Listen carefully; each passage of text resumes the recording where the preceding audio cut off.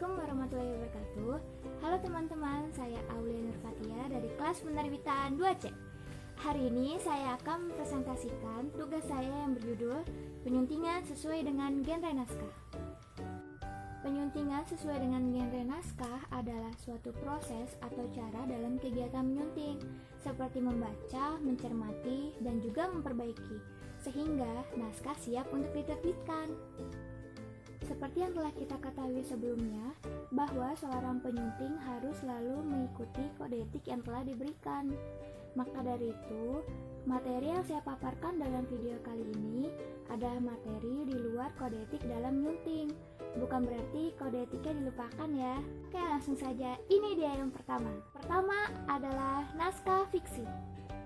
Dalam menyunting naskah fiksi, yang pertama harus dilihat adalah kalimat yang digunakan benar, mudah dipahami atau tidak.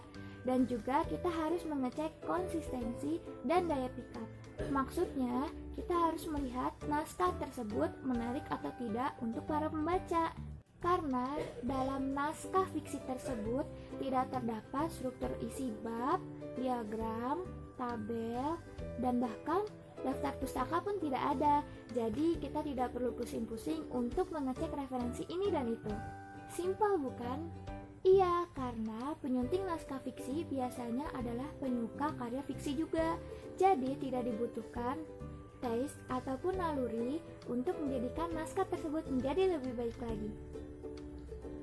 Kedua, naskah non-fiksi. Dalam menyunting naskah non-fiksi, sedikit berbeda dengan naskah fiksi, karena penyunting tidak harus menjadi seorang penyuka suatu tema. Yang pertama adalah bahasa lebih datar dan patuh makna, bukan bahasa naratif dan berbunga-bunga ala fiksi. Kemudian yang kedua adalah pengecekan kepopuleran bahasa ilmiah. Yang ketiga, dan ini merupakan poin penting, yaitu adalah mengecek fakta dan data. Karena fakta dan data seringkali berubah-ubah, maka dari itu kita harus selalu mengupdate data tersebut dan menampilkan data tersebut yang akurat. Kemudian yang keempat adalah mengecek konsistensi sapaan kepada para pembaca, seperti pada naskah motivasi. Kemudian yang terakhir adalah penyeragaman daftar isi. 3. Naskah sastra. Dalam menyunting naskah sastra, kita harus hati-hati karena naskah tersebut terbilang cukup unik. Mengapa unik? Karena sastrawan berjuang dan bekerja keras untuk memilih kata-kata yang sesuai dengan perasaannya. Penyunting dalam naskah sastra tidak boleh sembarangan dalam menyunting. Jika ada hal yang tidak dipahami atau hal yang membingungkan, lebih baik penyunting langsung berkonsultasi kepada penulis. Karena kata-kata dan kalimat telah dipilih sedemikian rupa oleh sastrawan. Jadi jangan langsung asal coret-coret ya. 4. Naskah buku sekolah. Naskah buku sekolah memiliki perbedaan dari naskah buku umum, naskah fiksi, dan naskah sastra karena mempunyai ciri-ciri khas yang tidak dimiliki oleh yang lainnya. Jadi dengan kata lain, buku sekolah harus yang pertama, harus mengandung nilai pendidikan dan pengajaran. Kemudian yang kedua, harus sesuai dengan kurikulum dan GBPP. Apa sih GBPP itu? GBPP adalah garis-garis besar program pengajaran yang berlaku. Kemudian yang ketiga, dapat dipertanggungjawabkan secara ilmiah isi dan materinya. Dan yang keempat, disajikan dengan bahasa Indonesia yang baik dan benar. Dengan demikian, sebelum seseorang menjadi penyunting naskah buku sekolah, seseorang harus dengan sungguh-sungguh mempelajari tuntutan buku sekolah seperti kurikulum, bahasa, dan lain-lain. Kelima dan yang terakhir adalah naskah buku anak. Naskah buku anak. Buku anak biasanya merupakan cerita rekaan atau fiksi seperti cerita rakyat, cerita anak-anak, cerita bergambar, dan lain-lain.